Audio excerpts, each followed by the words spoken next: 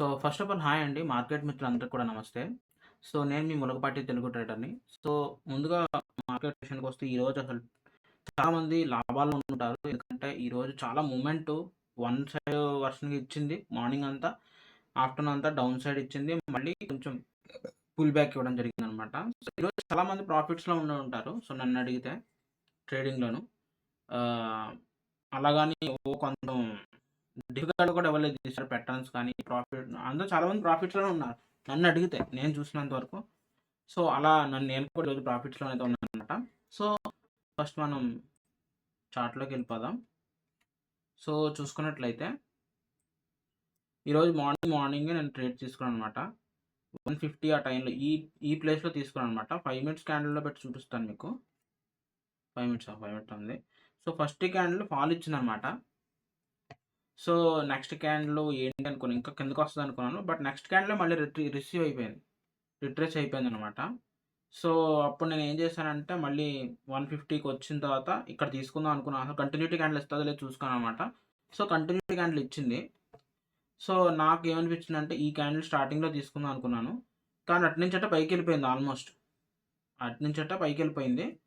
పైకెళ్ళిపోయి almost 175 అలా ఎళ్ళింది.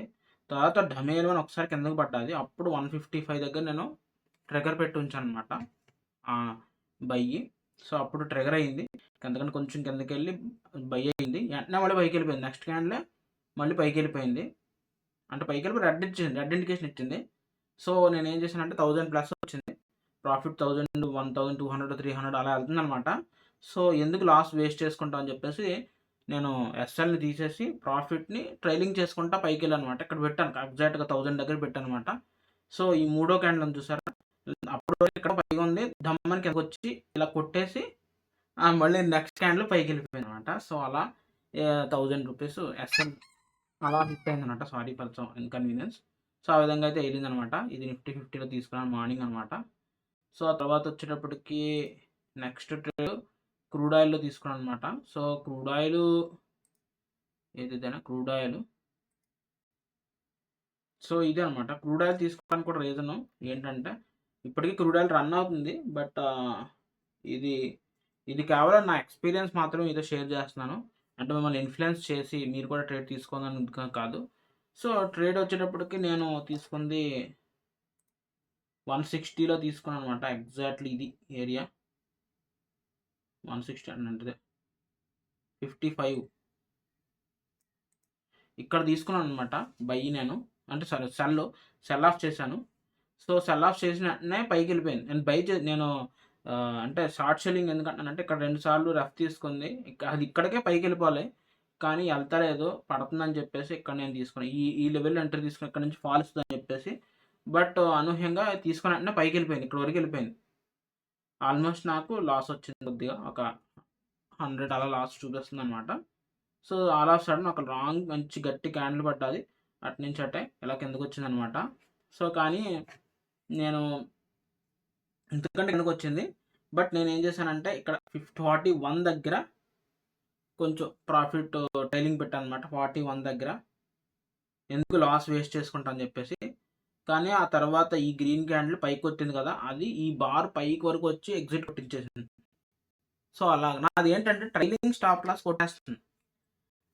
Profits వస్తున్నాయి కానీ but trailing stop loss touch అవుతుందనమాట. బట్ ఎనీహౌ ఇప్పటికి కూడా 41 దగ్గరే అటు ఇటు కొట్టుకుంటుంది. ఎందుకంటే 41 ఎందుకు అంత అంటే ఇక్కడి నుంచి రిట్రేస్ అయినటువంటి నంబర్ అనమాట.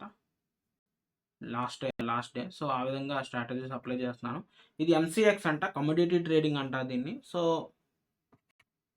ఇవన్నీ కొత్త. నేను రాజేష్ అంటే ప్రవీణ్ గారు నాకు చాలా మంచి నాలెడ్జ్ ఇవ్వడం జరిగిందనమాట. సో, ఆయన కూడా ఒక ట్రేడర్ అనమాట. సో, ఆయన చెప్తూ ఉంటారు ఒక్కోసారి ప్రవీణ్ గారు. నాకు కొంతమంది ట్రేడర్స్ ఉన్నారు వాట్సాప్ గ్రూప్‌లోని. మీరు ఎవరైనా జాయిన్ అవ్వచ్చు. కాకపోతే ఏంటంటే చాలా ఎక్సెసివ్ పర్సన్స్ ఉన్నారు. నేను వాట్సాప్‌ని రిమూవ్ చేస్తాను.